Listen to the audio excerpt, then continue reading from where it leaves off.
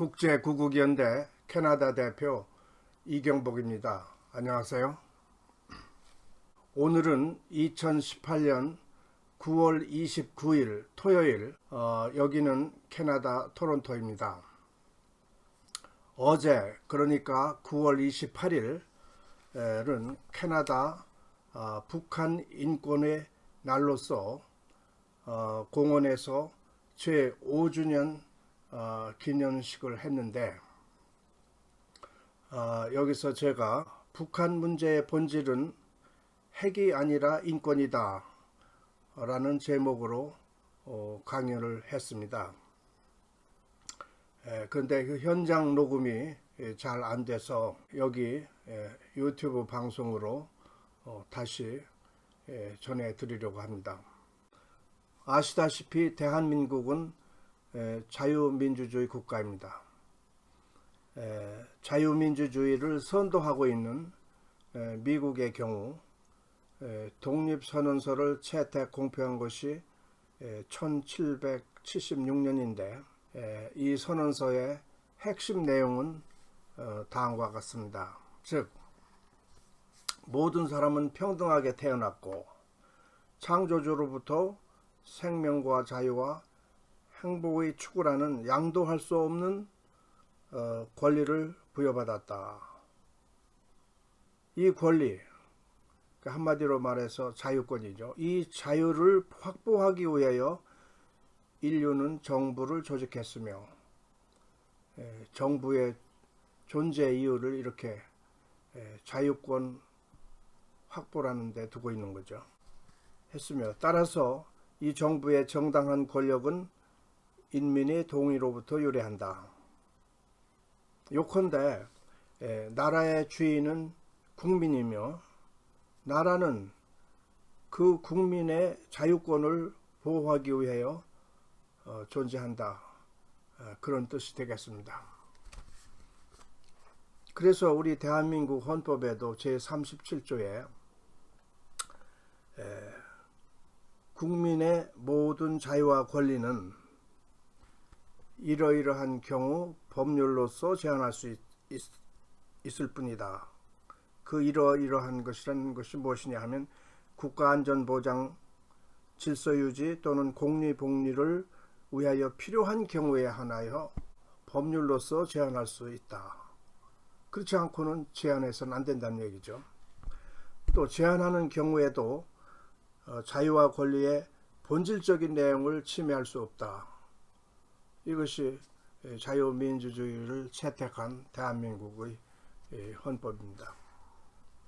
여기 캐나다의 경우에도 헌법 제1조에 권리와 자유를 개런티하면서 그 제한을 다음과 같이 규정하고 있습니다. 즉, 자유민주 사회에서 명백히 정당화될 수 있는 선에서, 그러니까 demonstrably justified in a free and democratic society, 그렇게 하고 그 선에서 법률로서 prescribed by law, 법률로서 많이 제한할 수 있다. 그렇지 않고서는 국민의 자유를 제한할 수 없다는 그런 취지죠.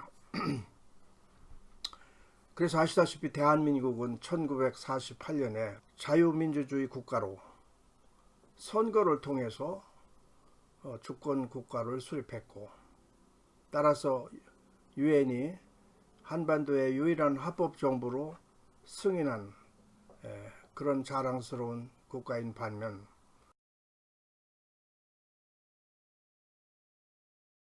북한은 공산주의 국가로, 지금은 물론 공산주의도 아니지만 공산주의 국가로 소련이 조직해서 지도해준 일종의 새틀라이트 스테이트, 위성 국가로 탄생됐고, 따라서 국제사회에서 국가로 인정한 바가 없죠. 그래서 오늘날 대한민국은 세계 10위권에 진입하는 번영된 국가로 헌법상 인권 보정 국가가 되었고, 한편 북한은 세계 최빈 국가,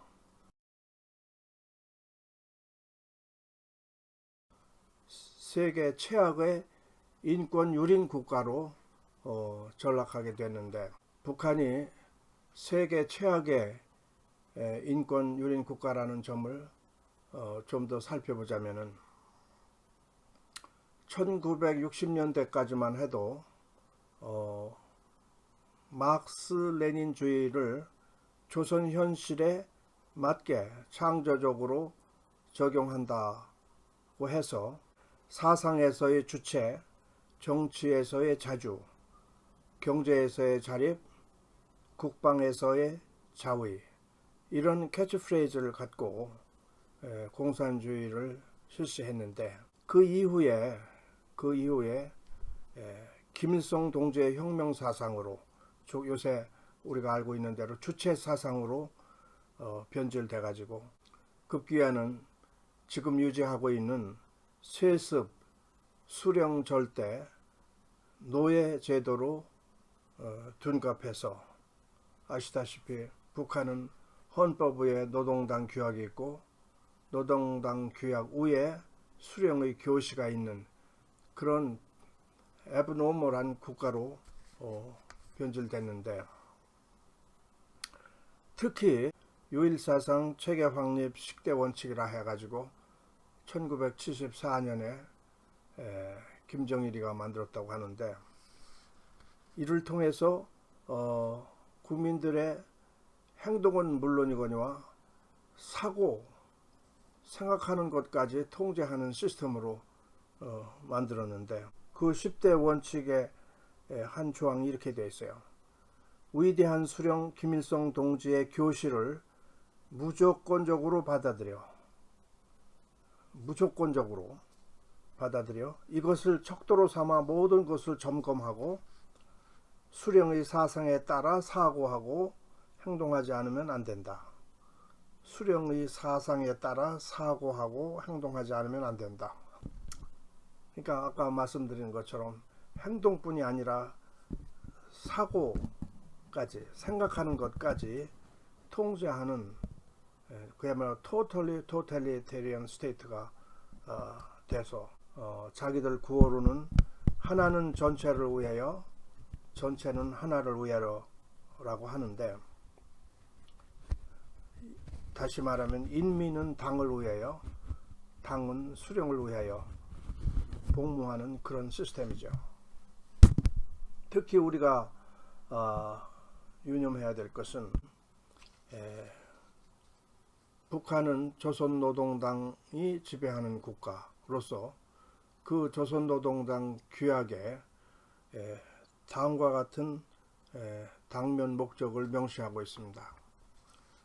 조선노동당의 당면 목적은, 첫째, 공화국 북반부에서 사회주의 강성대국을 건설하며, 둘째, 전국적 범위에서 민족해방 민주주의 혁명과업을 수행하는 데 있으며, 셋째, 최종 목적은 온 사회를 주체 사상화하여 인민 대중의 자주성을 완전히 실현하는 데 있다. 여기서 말하는 자주성이라는 것은 민족적 원수와 계급적 원수로부터의 자주성을 말하는 거죠. 요컨대 한반도로부터 민족적 원수와 계급적 원수를 몰아내어 온 사회를 주체 사상화하겠다는 그런 목적을 가진 나라가 북한이라는 거죠.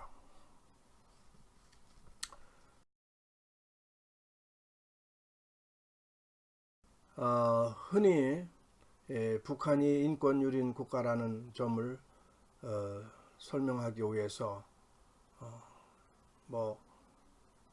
저희 고모부도 고사총으로 쏴 죽이고 이복형을 화학 무기로 암살하는 그런 지도자다라고 하는데, 물론 사실이지만 이것은 그야말로 빙산의 일각으로서 지금 이 순간에도 정치범 수용소에 8만 내지 12만 명의 무고한 사람들을 정치범으로 몰아 가둬두고 고문하고 강제 노역을 시키고 있는 법률적 용어로 반인도 범죄, Crimes Against Humanity, 반인도 범죄를 자행해온 그런 국가.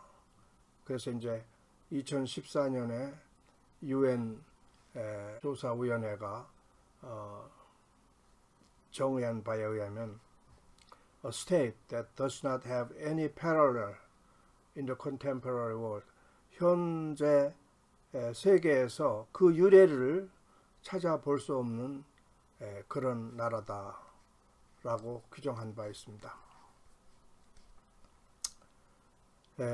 따라서 자유민주주의 대한민국을 조국으로 선물받은 우리는 그야말로 축복 중에 축복을 받은 사람들이라 하겠고, 그런데 오늘날 복에 겨워서 뭣도 모르고 세계 최악, 사상 최악의 인권유린 체제의 사슬로 자진해서 얽매이려고 하는 그야말로 미쳐 돌아가는 세태에 대해서 개탄을 금할 수가 없습니다.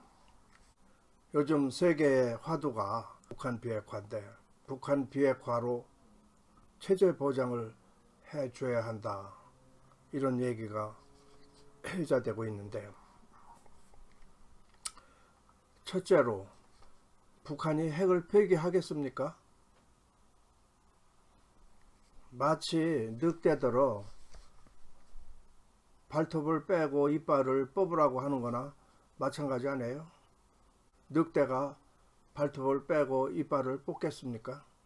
그리고 둘째, 북한이 핵미사일을 개발하는 행위는 엄연한 유엔의 결정에 불복하는 행위로서 국제법 위반이기 때문에 이 핵 개발을 유예한다 해가지고 어떠한 보상이나 소위 상응하는 조치를 취할 의무가 없어요. 예컨대 나쁜 놈이 나쁜 짓을 단계적으로 줄일 테니 보상을 해달라고 하는데 그걸 보상해 주겠다는 거나 마찬가지예요.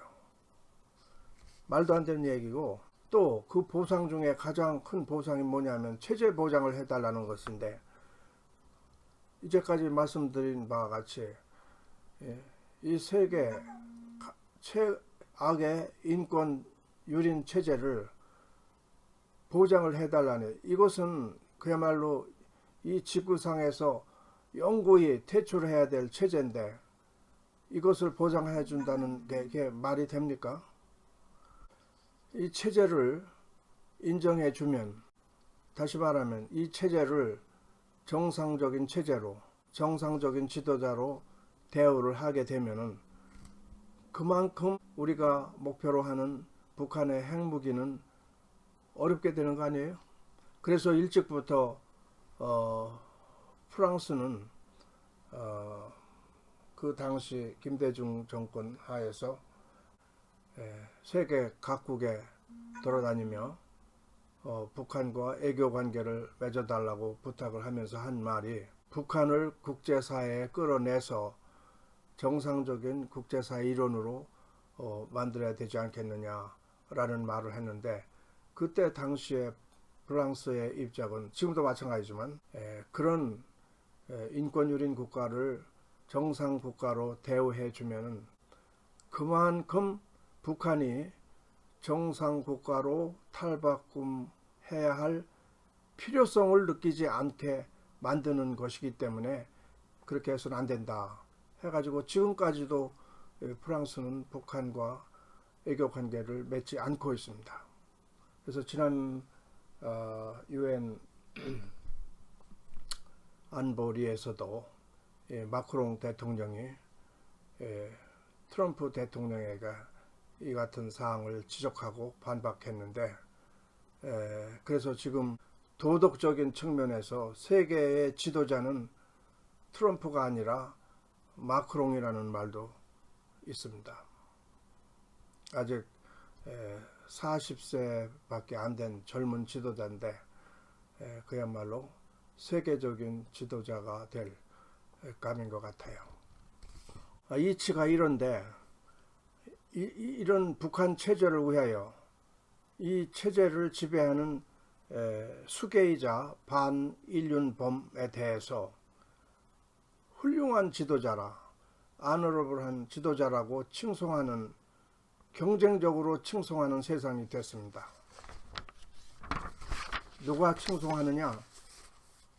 아시다시피 그 하나는 소위 미스터 투 미니츠, 2분마다 말을 바꿔 한다는 사람, 수정헌법 제25조를 적용해서 퇴진시켜야 마땅하다는 그 사람하고, 또 하나는 누구냐? 형법 제93조를 적용해야 할 사람, 스스로를 남측 대통령이라고 자칭하는 사람, 그 사람 아닙니까? 특히 트럼프가 싱가포르 회담 전후에서 지금까지 하는 말 중에 I gave him nothing rather than I met him. 나는 김정은을 만난 것 말고는 그한테 준 게 아무것도 없다. 아무것도 없다는 말을 자랑으로 얘기하는데, 김정은을 만나준 것만큼 크게 준 게 어디 있어요? 예? 말하자면 마귀를 정상인으로, 정상적인 국가 지도자로 대우해 줌으로써, 레커거나이즈 해 줌으로써, 말하자면 가해자의 손을 들어줌으로써 그 체제 하에서 신음하는 수많은 북한 주민들, 그리고 탈북민들, 그리고 심지어는 우리와 같은 북한 인권 운동가들까지도 모두 바보로, 거짓말쟁이로 만드는 거 아니에요? 이것은 도저히 용서할 수 없는 잘못, 롱도잉을 한 것이고, 앞으로도 도저히 철회하기 힘든, 아주 철회하기 힘든 잘못을 저지른 거고, 또 저지르고 있는 거예요. 지금도. 누구 말 맞다나 fully formed rascal, 완전히 형성된 잡놈이라고 아니할 수 없어요. 그런가 하면 문재인은 또 어떻습니까?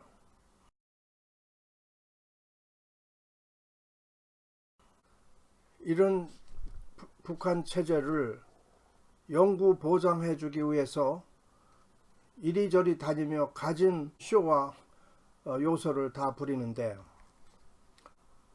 오죽하면 the most effective representative for Kim, 김정은을 위한 가장 유효한 대변인이다. Top spokesperson at the UNGA for Kim, 김정은을 위한 유엔 총회 수석 대변인인 것 같다고 하겠습니까? 그보다 더한 욕설도 있다만 차마 제가 말을 못하겠고, 여하간 북한의 체제 보장이라면 목숨을 걸고 반대해야 될 신분인 사람이 오히려 앞장서서 그런 반역적이며 여적적인 짓거리를 하고 다니는 것에 관련해서, 이 또한 트럼프와 더불어 완전히 형성된 레스컬이라고 아니할 수 없어요. 하여간 이 희대의 두 인간에게 대책 없이 이대로 끌려가다간 결국 북한은 조용히 핵 보유 국가가 되고, 정전협정에 이어 한미 동맹은 와해되고, 연방제 적화 통일로 대한민국이 망하게 될지도 모르겠습니다. 문제의 심각성은 미국은 일단 제3자라 그렇다 치더라도 이런 자를 지도자로 뽑고 국민의 70% 이상이 그가 하는 행위를 지지한다고 하니 이걸 어떻게 설명해야 될지 모르겠어요. 혹자는 그래서 한번 쫄쫄이 망해봐야 할 거라고도 하는데, 그냥 쫄쫄이 망하는 것으로 그치는 것이 아니라 자칫하면 완전히 불가역적으로 망할지도 모른다는 걱정이 듭니다. 차제에 이승만 대통령의 유언을 소개하겠습니다. 나라를 한번 잃으면 다시 찾기가 얼마나 어려운지를 우리 국민은 잘 알아야 하며, 경제에서나 국방에서나 굳건히 서서 두 번 다시 종의 멍에를 매지 말아야 할 것입니다. 종의 멍에를 매지 말아야 할 것입니다. 이것이 내가 우리 국민에게 주는 유언입니다.